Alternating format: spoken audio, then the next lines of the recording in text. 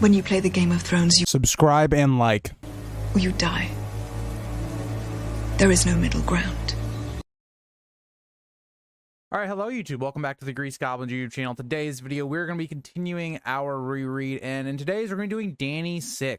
Again, really happy to be back with Dany. I don't know why. I think there's been a lot of things as I've been going through in this reread, and, you know, just rereading the books in general. I've kind of been doing a Feast for Crows thing, and now I'm doing Dance.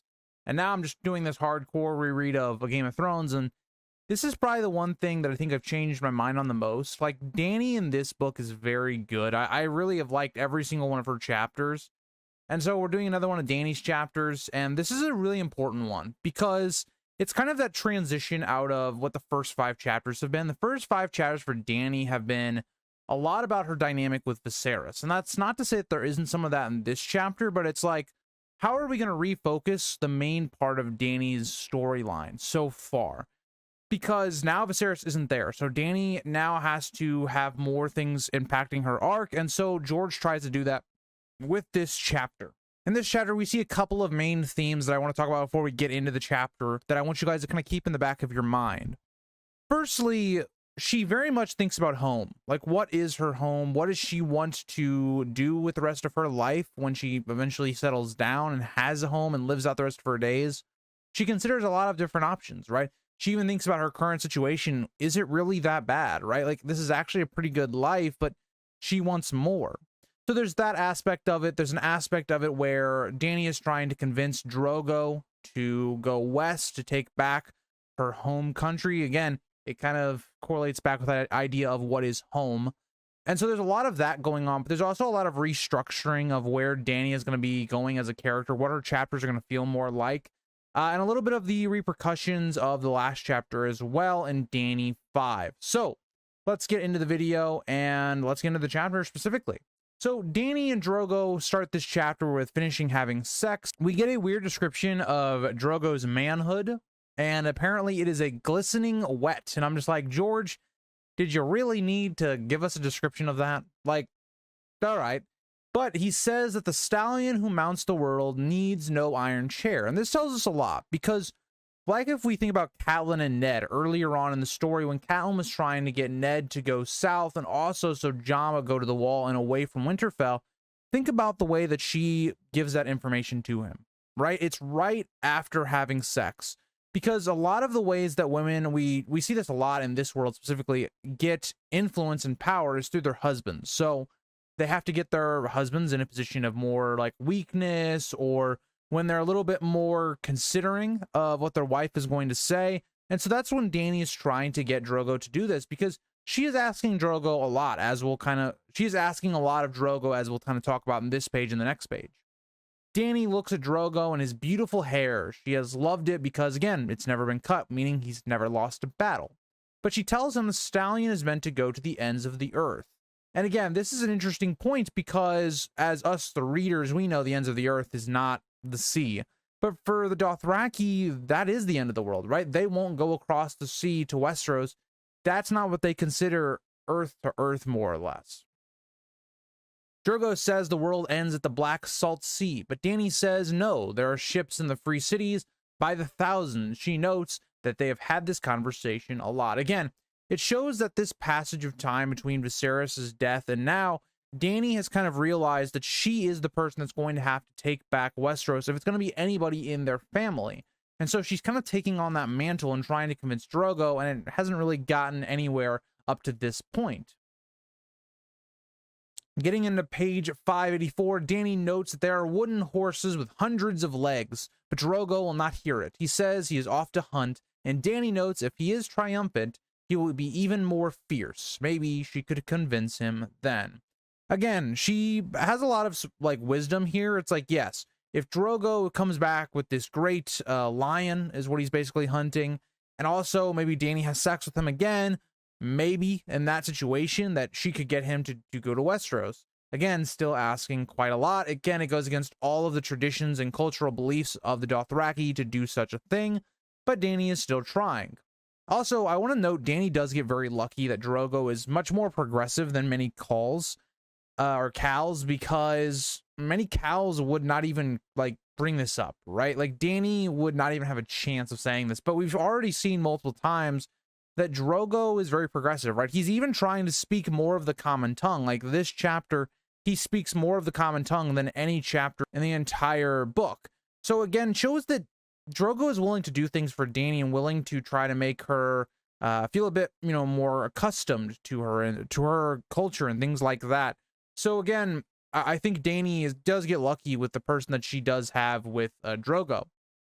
But Dany notes that he is fiercer than any man, but the ocean was a different matter. The Dothraki do not trust water that their horses cannot drink. She thinks if only she could get him on a ship. Again, try to show Drogo his fears, that there isn't really anything to really fear, and then maybe that could shift that culture. But again, you have to think about this group of people. They are basically as close as their horses as anyone, right? And their gods and their religion kind of circle around horses. And yeah, I think it makes logical sense as to why they wouldn't want to go on the sea, but, it is something where it's like, it does paint the Dothraki as kind of a less developed society than others because of their fear of boats. But Drogo and his blood riders leave. Dany has her handmaidens help her dress as she feels more fat and ungainly as her pregnancy gets closer to an end, with her child almost being due. Again, she's just getting bigger. The struggles of pregnancy is wearing on her, and she finds that she does need more help. And she even notes that she used to feel weird about them fussing about her and trying to fix her hair and trying to help her dress, but now it just seems normal, and she sends for Jorah. Again, it shows a bit more of how Dany is becoming more and more accustomed with her role in this society and having people about her, like servants and things like that. So again, it's just Dany becoming more comfortable. And one thing I will say in this story is, like, every time we see a character get more comfortable with something always has to switch up. And that's kind of what this chapter and the following chapters are going to really bring about for Dany. But Jorah arrives nearly immediately, and Dany tells Jorah the situation of how Drogo wants to go east to plunder around the Jade Sea after Rhaego is born. Again, so Drogo not only doesn't want to do what Dany's saying, he wants to do the exact opposite, go even further from her destination. And she's trying to basically reach out to Jorah to have him talk to Drogo about the situation. And it's a nice sentiment, but the thing is, it's like Jorah does not have that kind of sway over Drogo, right? That's not really a thing. And so Jorah is basically going to straight up tell Dany what's going on here. Like, Drogo sees Westeros as far away. It seems small to him. It seems like these islands are things that are basically irrelevant to him, while also being across the sea. Whereas to the east, he doesn't have to go across the sea. He knows that there are riches there, and he has seen that land. So he, again, has more of a personal commitment to it than some place called Westeros that he's never seen before. And this is all what Jorah tells her, getting into page 585. Dany says that he must ride west. She had not known Westeros either, but she felt like she did because of Viserys' stories. He had promised to take her back, but he was dead with his tales. Again, it really shows, like, how she grew up, right? This is a big chapter for her growing up and the things that she went through. But one of those things is Viserys had always promised to take her back, and he had told her so much about Westeros that it basically felt like home. And a lot of it is Dany projecting, right? Because she doesn't have a home. She's been on the run. She hasn't lived in one place for very long. It's her wanting that place of security and safety.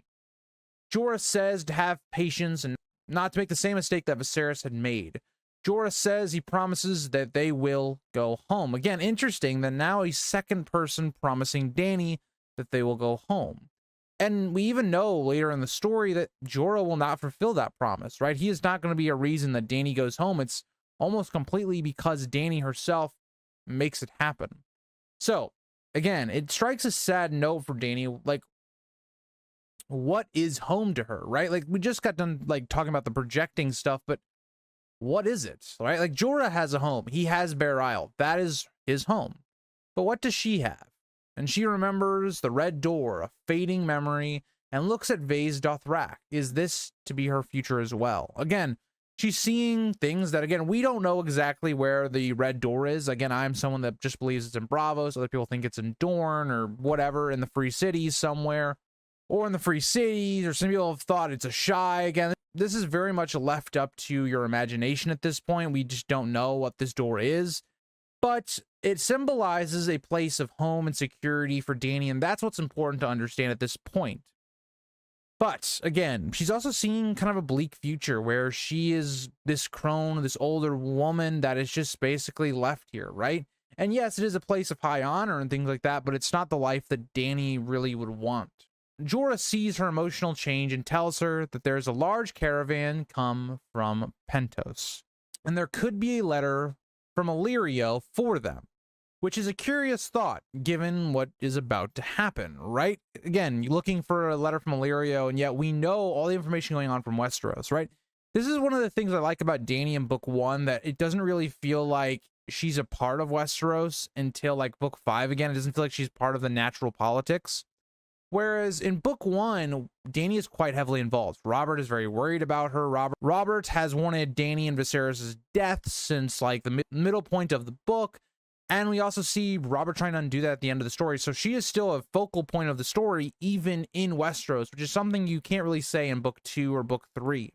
Dany is excited by this and agrees to go. She notes the caravans always made the city come back to life, which again, you have a bunch of traders coming in, and it's an exciting time, especially if you're like Dany right now, where you're just with the Dothraki, you're in Vase Dothrak, you're very far away from what she would consider normal civilization, and so these people coming back to Vase Dothrak to trade is just, it's a very exciting thing because it's a reminder once again of this major theme of home. But she was also pleased to be able to hear and speak Valyrian again, not having to speak Dothraki or even Common Tongue at some points. She tells them to prepare a litter. Usually when Drogo was around, she would always ride silver. Again, she wanted to look strong, right? Being and riding in a litter was kind of seen as being weak. And so she did not want to appear that around Drogo, but with him gone, it would be nice to sit on the cushions and such.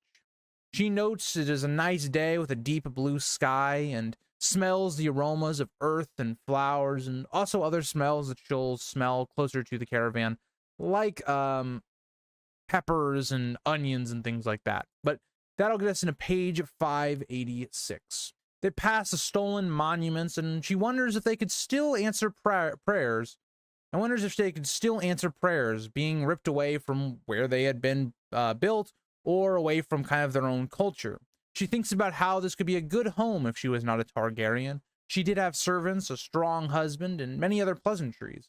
But with Viserys gone, she was the last of the dragon's blood, and her son as well, which is an interesting thought. Like, think about women in this world, or just think about people in general. I mean, I think you look at Dany's situation right now. She's a person that has a lot of respect, a lot of power. She is someone that can get pretty much almost anything she wants. She has people to serve her. She has knights and protector, or let's say a knight and protectors around her. She has Drogo, who seems like a pretty good man for her anyway. She seems to like him. And so you look at that idea and you go, yeah, this is a fairly good life. But the problem is, with this death of Viserys, she feels incredibly pressured to continue that family line. Like, think about the Targaryens, right? They are a family of old Valyria. They are this family that came over and conquered Westeros, and now she's been reduced, and their family is basically dependent on Dany, who is only just a simple Khaleesi. It's quite a fall from grace, and she kind of realizes that she can't stay here forever like this. It's not the way. She notes the Western market, and even now, the market was nowhere near what she had experienced in Pentos. It almost seemed a bit hushed in tone. Again, this market's just nowhere near what it would be like in a major free city, and that's kind of the way Dany is kind of looking at it. She even thinks on why they are even here. They come here more to trade with each other than to trade with the Dothraki. Because, again, as we've established, the Dothraki don't really trade normally, right? They don't really buy and sell. They take gifts and give gifts back. So it's very different in the way that they approach trading. And so when you think about this Vase Dothrak, why would you see all these people here? Well, obviously, if there's people coming from all these different parts of the West, they can meet here and trade. it is kind of logical in which they would do that. And even if they were trying to make a journey to the east to sell in the east, you could also come to Vaes Dothrak as well. She also notes how she loved the strangeness of the Eastern market and spent much of her morning there, eating eggs and such, as well as examining the exotic animals like manticores and elephants. Again, she's kind of just noting the stark differences between the two markets, right? Whereas the Western market is more of a feeling of like home, and a lot of the things she's accustomed to, whether that be the free cities, whether that be Westeros. And again, she names off a lot of different products and types of people that she sees in both the markets. I'm not going to go fully in depth with all of them, but for instance, in the Eastern market, with the strangeness of the market, she sees people that are from Karth, from Ashai, YT. It felt like magic to her, the unknown, things that she was not familiar with, all of that being present here. But in the Western market, like I talked about, it smells of home to her. She notes all the different things being sold and the smells, and smells the scents of garlic and pepper that reminded her of the alleys of Tyrosh and Myr. Again, notice that she says the alleys. It really implies here that Dany and Viserys were living on the streets. Like, they were beggars at a point, and they had a very tough life. And I think that's all very nice. And George kind of makes Viserys' death even more tragic, I think, in this chapter, because Viserys is, and I've made a video about this, is a character that he is almost a character of circumstance, right? Because of who his parents were, because of the pressures of the Targaryen dynasty on his shoulder, the way that he felt like he was treated, it kind of led him down that dark path that ended up getting him killed. But Dany notes how when she was a girl, she used to love playing in the bazaar and looking at all the wares and people. She and Viserys rarely had any money, but every once in a while could get a sausage or honey fingers, which is implied to be like some sort of like honey cake type thing. But she asks if they have them in Westeros to Jorah. Now, again, I think this is very telling, right? Viserys and Dany had no money. Like, they were barely scraping by. They didn't have even money to buy food usually. So again, it just paints a lot of what Dany and Viserys' childhood was kind of like on the run. Jorah is unsure if they do or not, and says he will go to find the captain and see if he has any letters for them, and Dany says that she will help him. And this is where we get to a very interesting part of the chapter, because I think early on, you might not even pick up on this. Even though we know that Jorah is a spy, he is someone that is not loyal to Dany, given what we've learned from Robert and Varys with Ned and very far back. And it's almost smart here that George actually separates the chapters out quite a lot, because you almost forget about it. But Dany kind of picks up on this, right? Like, Jorah tells her not to worry about it and he will go himself, impatiently heading off. But Dany thinks that this is weird. Why shouldn't she go with him? But she shrugs it off. Maybe Jorah was wanting a whore, and some men were shy about that. Again, it just paints it as very suspicious, but Dany doesn't think too much of it. Again, why would she? Jorah has been very good to her, right? Has given her good advice, has tried to be a faithful companion to her, and so she doesn't really have a lot to really suspect of him at this point.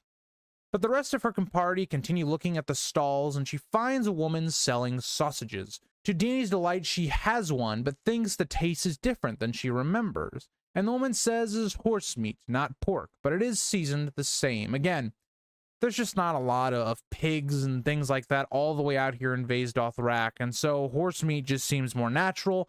I think also the Dothraki would like that more than pork. So again, it just kind of makes sense for this woman to do so. But she watches as her Khas eat a few, and she even laughs after one of them belches, which her handmaiden Eerie notes is the first time she had laughed since Viserys' death. Again, it shows that Dany is going through a lot of emotions.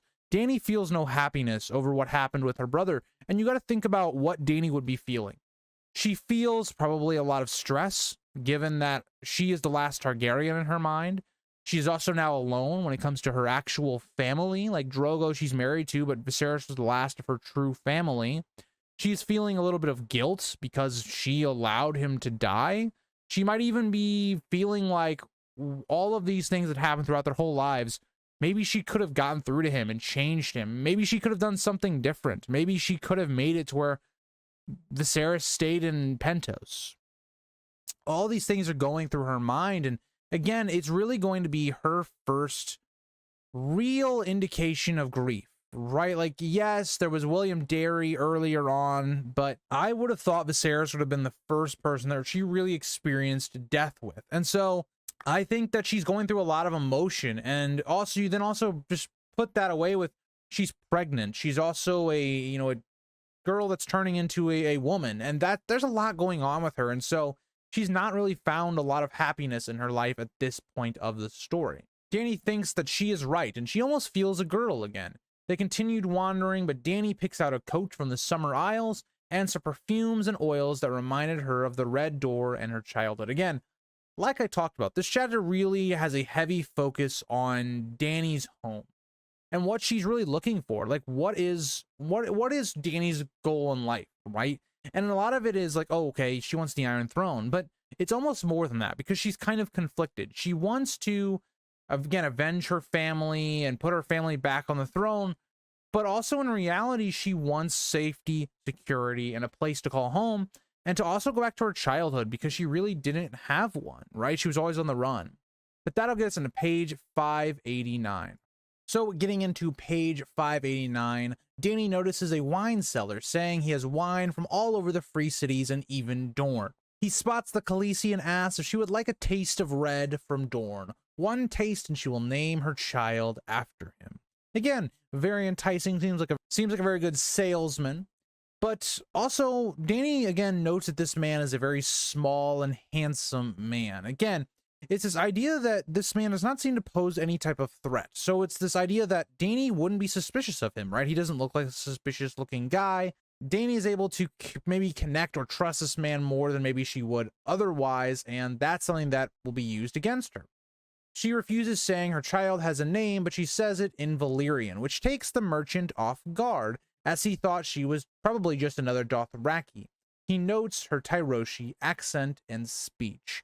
Now, this is what I find is very interesting, because, again, Daenerys says she is of Westeros, and that Dory announces her as Daenerys Targaryen in all of her titles, and at this the man drops to his knees, calling her princess.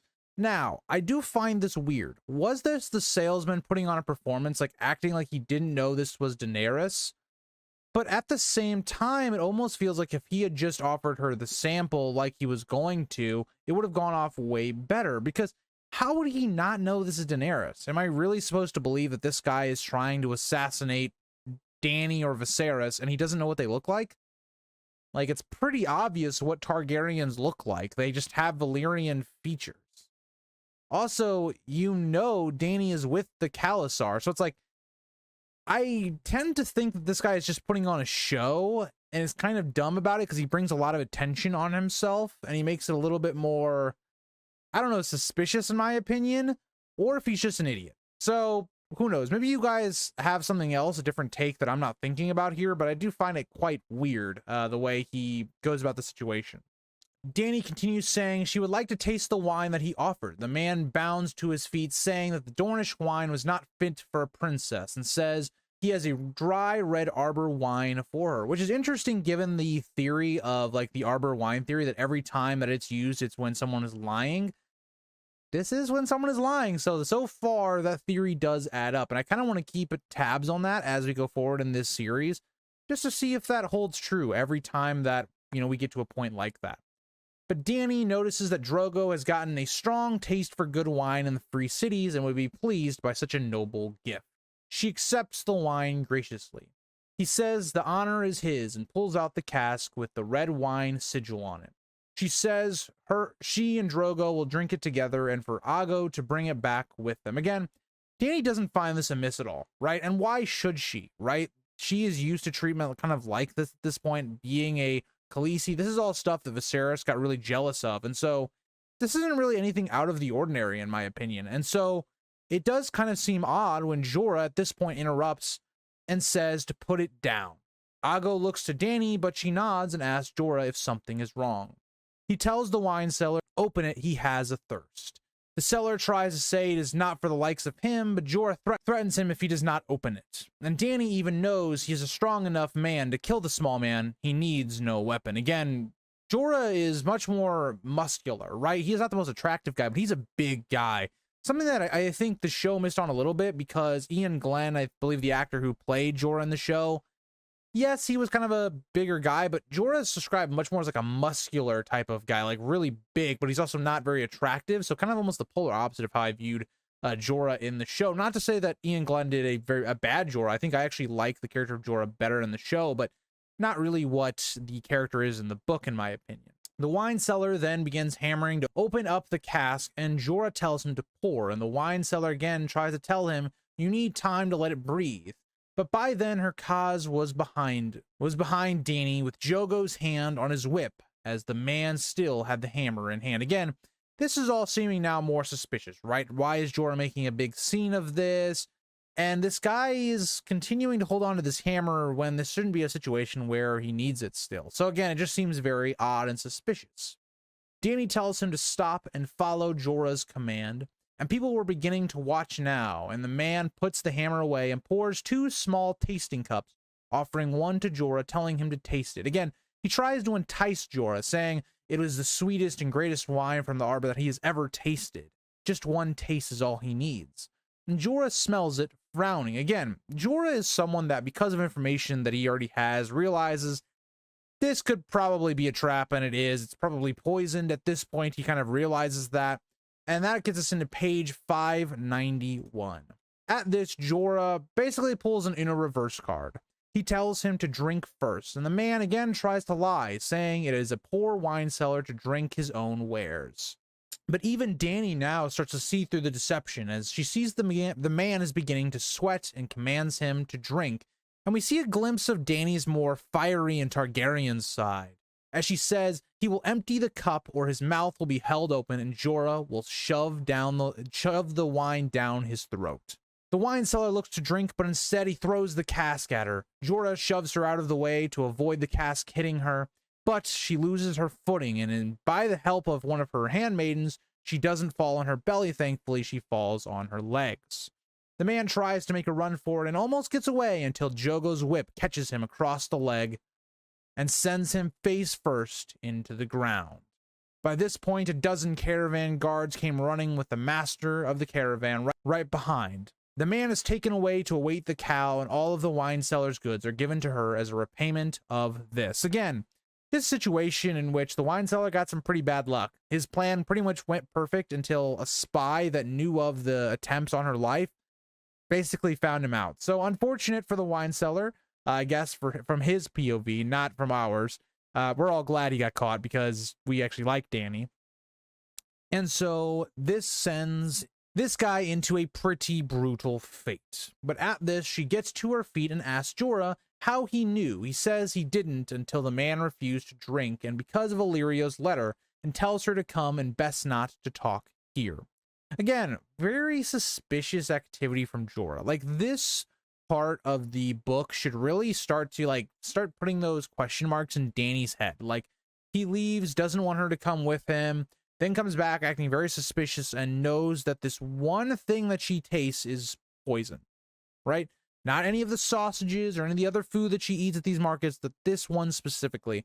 It should seem very suspicious. But getting into page 592, think about how this is going to shift Dany's view, right? This has now been a threat upon her life, also her child's life that she has to think about now. And she even notices that she had lived in fear of Viserys and other things for years, but now she had more to think about with her child. And on the way back to her, basically where she's staying in Vaes Dothrak, she tries to calm herself and the baby, saying he is the blood of the dragon, is nothing to fear. Again, she's talking to her child Rhaego, but also to herself, because whenever she is in times of peril or stress, she reminds herself of who she is. She is back in the litter again, leaving the Western Market, and eventually makes it back to her resting place, where again she and Drogo stays, where she commands everyone to leave but Jorah. She asks if it was about Robert, and he agrees, saying Robert has offered lands and lordships for your death or your brother's. Now, this is important, because you guys might be thinking, wait a minute, didn't that happen like a while ago? Like, that was back in what, like the earlier to mid Ned chapters? Kind of weird that this is coming up now. It just shows again the way communication takes a while to reach the other places, right? This is Essos. This is far away from the Westerosi news. And also, the Dothraki don't send ravens or birds or things like that. So this letter had to this information had to reach Pentos. Then Illyrio has to find out. Then he has to get a letter with this caravan that just is traveling to where Dany is. So yeah, it does make a lot of sense that this is traveling very slowly, even though us as the audience, we know that Robert is actually dead. She is confused by her brother because, again, he's already dead, so why would Robert want him dead? But she also notes in a very funny line that she actually owes Drogo a lordship. But she is sobbing by this point, thinking of her son and asking Jorah, or does he just mean her? But no, Jorah says the baby too. Again, Dany is coming to realize more and more that she has to take care of some other, human being outside of herself, and this is now a threat on her child. This in the past, I feel like, for Dany would have been something that would have broken her, would have brought her to basically her knees, but she goes more into that Targaryen side, the fiery side of herself, and she says he cannot have him. But at this, she changes. She will not weep any longer or have fear. He has awoken the dragon. I mean, remember, that's an interesting parallel to Viserys, right? Viserys used to say that as a threat to Dany, that he would basically abuse her. And now even she is using that phrase, which I find is very interesting. At this, her eyes go to the dragon eggs. Again, once again, for the strength that she gets from those dragon eggs. Again, we see this happen all of the time throughout this first book, specifically as she tells Jorah to light the brazier. Jorah questions this as it will be hot, but Dany also says she has a chill. Jorah does it and Dany has him leave as she wants to be alone for what she will do. She takes Drogon's eggs and places it in the brazier, the whole time thinking it to be madness, and Jorah will call her a fool when it cracks, but she was certain she needed to do so. Again, Dany, I think at this point, is just hoping, because of the threat and because of the rising tensions, that maybe a dragon could pop out, right? She has been told that, Rhaegar was the last dragon, but was that true, right? Could dragons come back into the world? She's been having these dreams of dragons, and these eggs seem to give her and even Rhaego comfort, as we've seen in past chapters. So what is all that about? And this is just that foreshadowing to the end of the book that makes that point so impactful. But that gets us into page 593. Also, another point that we're looking at is this is a big risk. If these eggs were to crack, their value would plummet. And when you see that, again, Viserys was wanting to take these eggs so that he could buy armies and ships. They are very valuable, and they're actually very beautiful as well. But she puts the eggs in the fire amongst the coals and eventually puts the other two beside it and watches, but nothing happens. But the fire does lick the eggs, and there seems to be a bit of a glow to them, but they do not crack at all. They seem almost completely natural. Dany thinks that Rhaegar was the last dragon and questions herself on what she thought would happen. The eggs were just dead stones, pretty, but could not make a dragon. Again, this is all realistic for Dany, right? Think about how many Targaryens have tried to make dragons come back. It's been a pivotal point of Targaryen history, whether that's Aegon V, whether that's Aerion Brightflame, whether that's whoever you want to look at. Aerys himself thought he would become a dragon. This is this point where the dragons have been gone for so long, it seems like almost a myth at this point. But by this time, Drogo had returned from his hunt. The brazier was cold, but Drogo had a white lion's skin on his back, showing where it had raked his leg, and says he will make a cloak of its skin. Dany then tells him what has happened. The laughter and joy stop, as Jorah tells him it will not be the last man to attempt it, as men will do much for a lordship. And again, you have to be thinking about this from a point of view of Drogo, where he's not used to assassins, right? That's not the way of the Dothraki. And also, basically, not only did this assassin try to kill his wife, who was very valuable to him, but also his son, who is a stallion who will mount the world in his eyes. This is a really big threat to him, and we see why he gets so angry and passionate in the scenes following.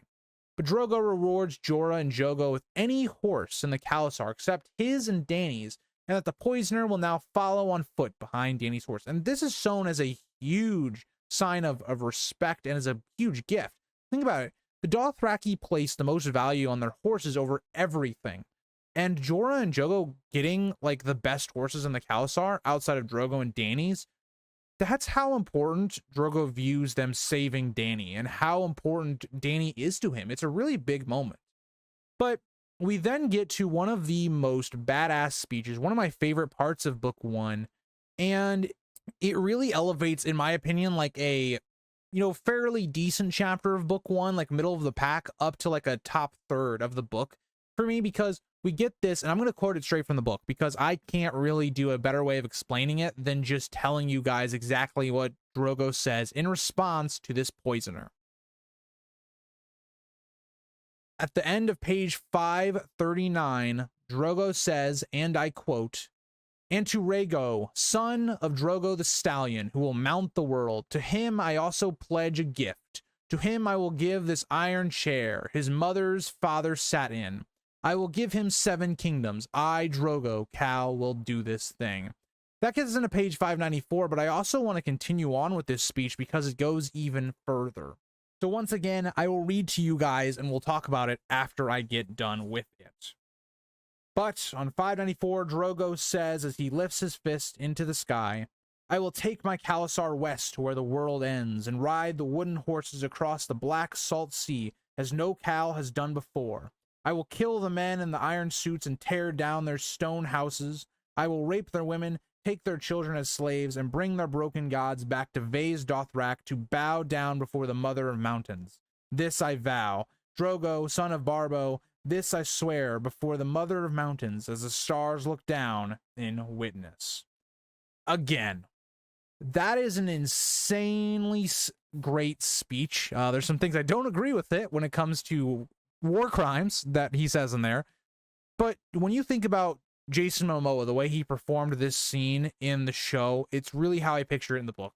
It's this scene that is crazy because you think about the Dothraki culture. They've never gone on the sea. They are going to conquer Westeros in Daenerys' son's name, really. This is huge because it shifts where the story was going. Up to this point, it was still Viserys and Dany trying to find some way of gaining power to do so. And now at this point, finally, we are going to see this Dothraki army coming to Westeros. Now, we know that's not really going to happen, but it's a really powerful moment that reshifts Dany's plotline. It refocuses where we're going with it, and it really connects really well with the beginning of it and showing how Dany was trying to get this to happen from the beginning. But the end out this chapter, we see that 2 days later, they are departing south and west with Drogo and Dany at the head of the Khalasar, with the wine cellar stripped naked and chained to her horse. No harm would come to him if he kept up. Again, it's a really satisfying way to end this chapter. Again, another great Dany chapter. I think all of her chapters have been at least in the top half of my rankings. Again, I'm ranking every single chapter as we go through these rereads. And I think Dany has just been a very strong POV of book 1. I think there's a reason people really like her, and it's because of book 1, in my opinion. Because book 2 is kind of a hiatus for Dany. She only has like 5 chapters, and there's only like 1 or 2 that are actually good. So this book is very strong for her. And yeah, so thank you guys for watching. If you guys had anything else you wanted to add to it, let me know. And I will see you guys all in next week's video. Bye, guys.